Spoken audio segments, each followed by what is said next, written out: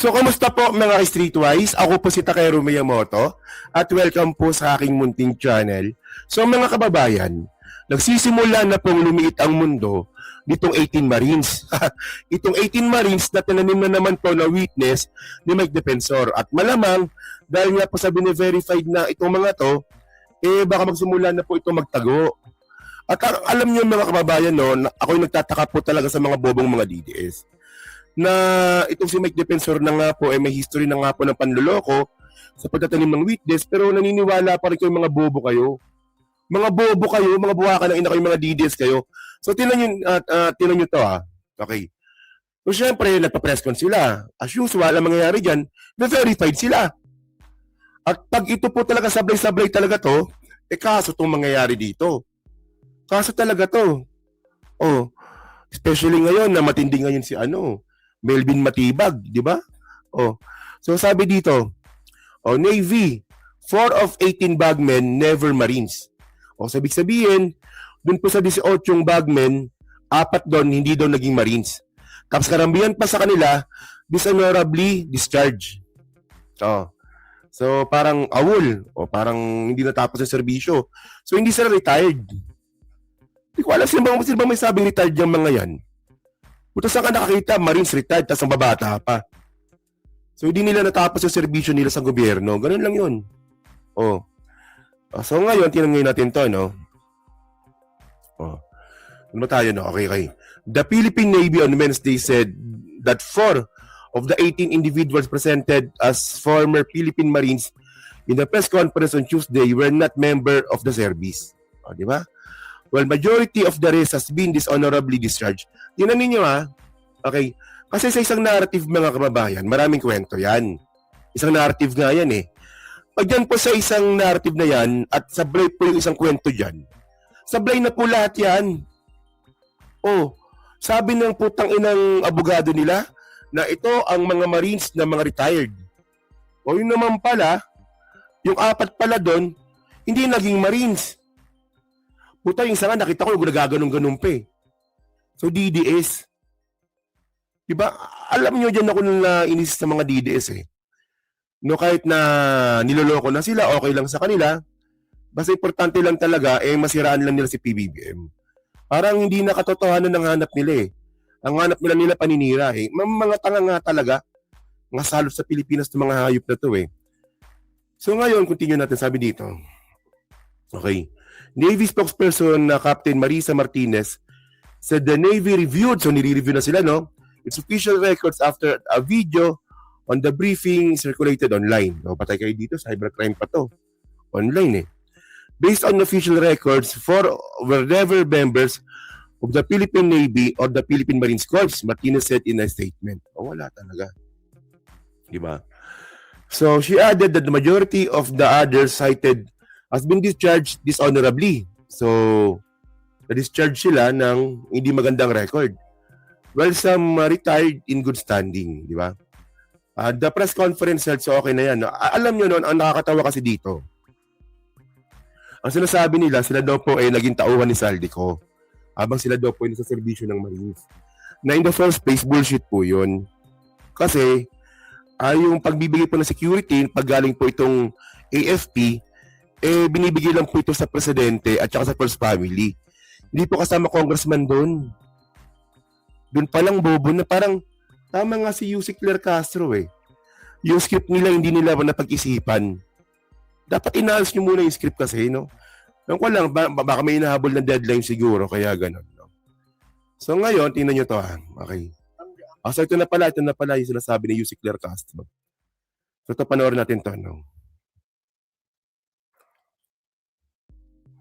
Po dun sa sinabi nga ni Attorney Levy Baligod kahapon, and then yung mga accusations ng 18 ex-Marines na si President Marcos daw po ang mastermind sa pagdadala ng mali-maletang pera sa bahay ni President Marcos and din ni Representative Saldico.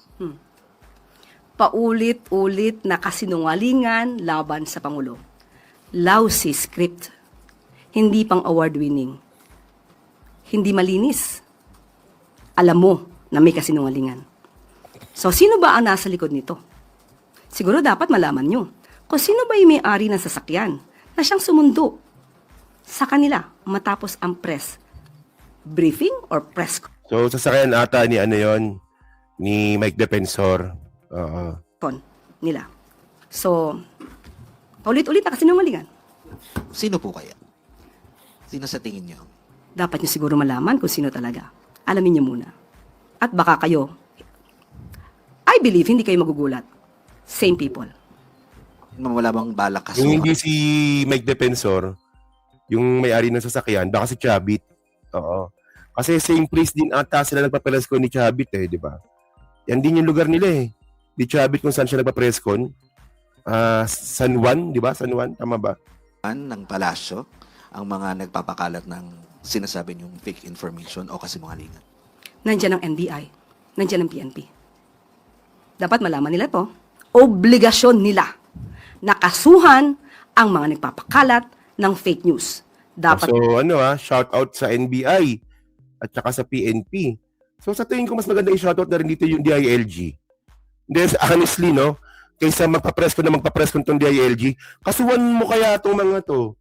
Kasi itong mga kababayan tahasan na po talaga at walang pakundangan na parang wala na pong ginagalang at walang kinakatakutan na gumawa ng fake news itong mga putang inang mga to. No, walang kinakatakutan O sa tingin ko dapat DILG na rin umaksyon na rin dito. Kasi nangyari ito sa isang sa isang local government nangyari ito. San Juan, di ba? Kaysa magpa-preskon ito si John B. Cremulya, ba't hindi niya kaya imbestigahan ito? Pa-imbestigahan niya sa police. Tapos pakasuhan sa mga police. Di ba? Ewan ko dyan kay John Vic, sabi pa ni John Vic, pag ako pinili ng presidente, tatakbo akong presidente. Sabi niya ganun. Ito nga, di mo nga maayos Actually, ayoko mag-compare, pero at least si Abalos, siya yung DLLG, nakita natin nagtrabaho Si John Vic.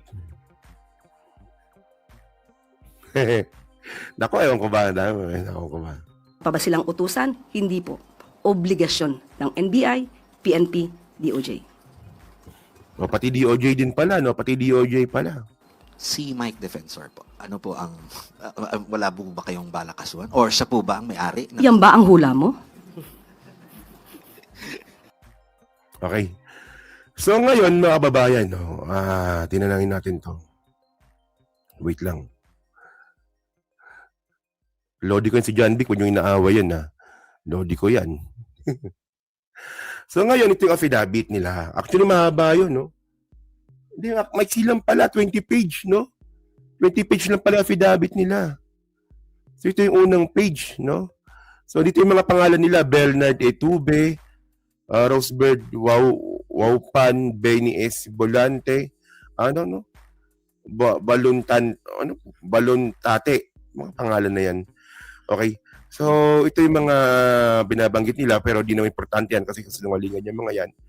So, ito para mas maganda. Ito yung mga pangalan nila. Yan. Ito yung mga pangalan nila. So, ako lang ako yung nagtataka lang mga kababayan na ngayon lang ako nakakita ng affidavit na walang pirma. Ako lang, baka kasi, soft copy to Baka sa soft copy walang pirma. Baka sa hard copy meron. Pero, by the way, syempre pag ganyang affidavit, dapat pati soft copy may pirma. Pero ayun yung sinasabi ni Teyatan Si Teyatan, follow niyo yan sa Facebook Ngayon lang daw siya nakakita na sa laki at bigat ng paratang, bakit yung affidavit walang pirma. So, Las Piñas pala, Okay, Las Piñas, Metro Manila, Philippines. Las Piñas pala nangyari yung press con. Akala ko San Juan. So, ngayon, mga kababayan, ito yung mga pangalan nila. Okay. Siyempre, pag sila po nagsalita sa media at na po sa internet, nag-viral at napag-usapan national, siyempre po, verified yung mga yan. So, ito na nga, ito na nga yung mga nila, So, technical sergeant lang pa, Technical sergeant. So, PVT. Ano yung PVT? Sergeant. Okay. So, ito puro awol. July 14. Ngayon lang pala na awol, Hindi, last year, walang date. No? Last year siguro to. AWOL, effective July. 2014 pa pala. Tagal na pala nito, no? Oh, retired, optional. 16 February 2021. Oh, 2022, 2014. So, tapos, merong AWOL. Tapos, discharge without honor. So, hindi magandang record. O, yan. Dahil ngayon na nga, kabayan, no, ang point natin dito, no, na ngayon na nga po, nahuhukay na nga po kung ano ba talaga yung katotohanan dito sa 18 Marines. So, ang mangyayari talaga dito, kasi fake news naman po talaga yon. Fake news po talaga. Yung mga pictures nga mga kabayan, nakikita na nga po natin na edited daw. Di ba? Pero mukhang edited naman talaga. No? Nagkalat po sa internet ngayon yan. So pag ganyan po talagang fake news, napakawalang yan naman ng NBI natin, ng PNP natin, tsaka ng DOJ natin, kung hindi sila kakasuhan. Kasi ang point natin dito, namimihasa po kasi, dapat pa nga, in the first place, dapat pa nga, simula pa lang, hinuli na yung mga yan eh.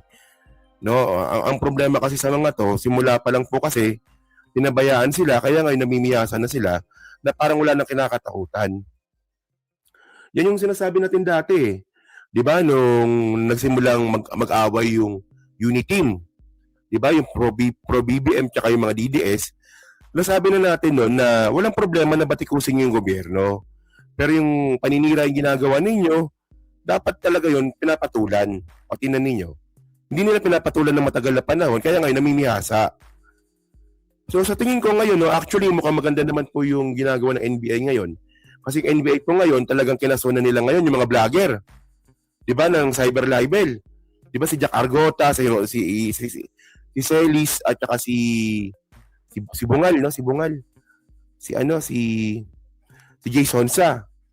Oh, ngayon kung nagawa ngayon ng kasuhan tong mga to, siguro naman ito mga pipitsugin na ex-Marines at saka yung mga nagtatanggap na Marines po na yan, baka sa pagkakataon na to, masampulan din.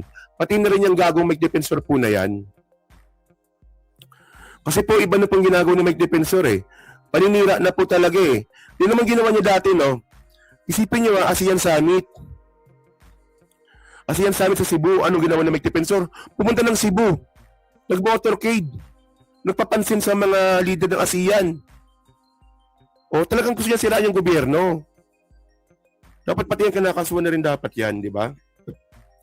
So yun mga ka-streetwise, no? So kayo po, no? Nung masabi nyo nga po dito, sa 18 Marines, no? Na posibleng na nga magtago nga ito.